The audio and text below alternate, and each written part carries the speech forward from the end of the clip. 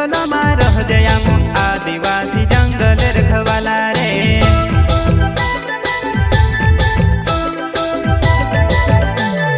चल जंगल जमीन काज पूजे रे आदिवासी दुनिया ने रखवाला रे।